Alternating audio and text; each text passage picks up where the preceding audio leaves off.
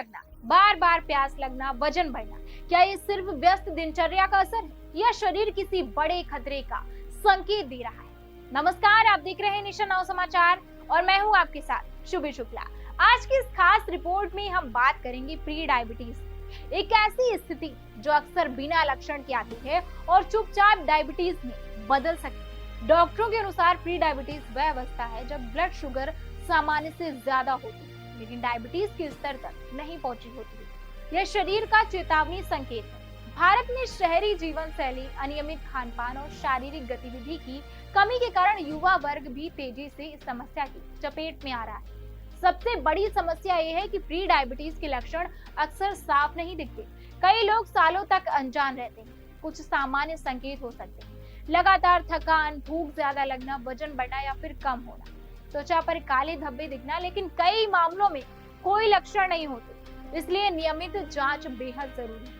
Doctor सलाह देते हैं कि 30 साल की उम्र के बाद साल में कम से कम एक बार ब्लड शुगर की जांच जरूर करानी चाहिए, खास तौर पर यदि परिवार में डायबिटीज का इतिहास है। क्या प्री डायबिटीज को रोका जा सकता है? जवाब है हाँ, और यही सबसे अच्छी खबर है। जीवन शैली में छोटे बदलाव बड़े परिणाम ला सकते हैं। सबसे पहले शुगर और प्रोसेस्ड फूड कम करें।